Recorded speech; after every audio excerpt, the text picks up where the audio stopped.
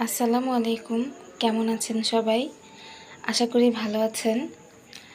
আমরা ইতোমধ্যেই যারা কোয়েল পাখি পালন করি অথবা যারা নতুন নতুন পাখি পালন শুরু করেছি, তাদের জন্য প্রাথমিক যে ধারণাগুলো থাকা দরকার, তার মধ্যে একটা হচ্ছে খাবার নিয়ে একটা স্পষ্ট ধারণা থাকা দরকার।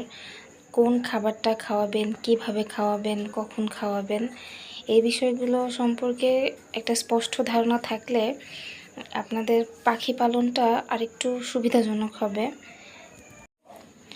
আমরা সবাই জানি বর্তমানে আমাদের দেশে এই পাখিটি খুব সহজলভ্য এবং দিন দিন খুবই জনপ্রিয় হয়ে উঠছে। এই পাখির ডিমের পুষ্টি উপাদানের জন্য, মূলত ডিমের চাহিদার কারণেই এই পাখিটা আমাদের দেশে বিস্তৃতি লাভ করেছে। তো পাখির খাবার নির্বাচনের সময় অবশ্যই আপনাকে মাথায় রাখতে হবে কোন খাবারটা আপনি খাওয়াচ্ছেন, সেই খাবারের পুষ্টিগুণ। কারণ যেহেতু পাখিটা প্রতিদিন একটা করে ডিম আপনাকে দিবে, তাই পাখির খাবারের মাধ্যমে সেই পুষ্টিটা যেন তার শরীরে যায় বা তার শরীরে যেন পুষ্টির কোনো ঘাটতি না হয়, সে যেন সুন্দরভাবে আপনাকে প্রতিদিন একটা করে ডিম উপহার দিতে পারে, সেজন্যই আপনাকে পাখির জন্য সেরা খাবারটাই নির্বাচন করতে হবে। আজকে এসব নিয়েই কথা বলবো। কোন খাবার কখন কিভাবে খাওয়াবেন, কিভাবে পাখিকে সুস্থ রাখতে পারেন খুব সহজেই।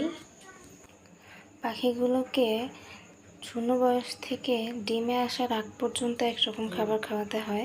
পাখিগুলো যখন ডিম পাড়া শুরু করে সেই সময় আবার অন্য রকম খাবার খাওয়াতে হয়, এতে ডিমের পার্সেন্টেজ ভালো থাকে। তো আমি আপনাদেরকে 2 রকম খাবারই দেখিয়ে দিচ্ছি। যেসব দোকানগুলোতে মুরগির খাবার অথবা পাখির খাবার বিক্রি করে, সেসব দোকানে এই খাবারগুলো আপনারা খুব সহজে পেয়ে যাবেন। তো এখানে 2 রকমের খাবার আছে, একটা হচ্ছে লেয়ার 1 আর একটা হচ্ছে ব্রয়লার বা সোনালি স্টার্টার। বাজার থেকে পাখি কিনে আনার পর পাখি যতদিন না পর্যন্ত ডিম পাড়ছে ততদিন পর্যন্ত এই স্টার্টারটা খাওয়াতে হবে। এরপর যখন পাখি ডিম পাড়া শুরু করবে তখন এই স্টার্টারটা বন্ধ করে অথবা এই স্টার্টারটার সাথে লেয়ার 1 খাবারটা মিক্স করে খাওয়াতে হবে। কারণ যখন পাখি ডিম পাড়া শুরু করে তখন পাখিকে এক্সট্রা প্রোটিন দিতে হয়, আর এই খাবারটা এভাবেই বানানো। তো এই খাবারটা ডিমের জন্য খুব দরকার। যেসব পাখি ডিম পাড়ে তাদের যে পুষ্টি চাহিদা তা পূরণ করার জন্যই লেয়ার 1 খাবারটা দরকার।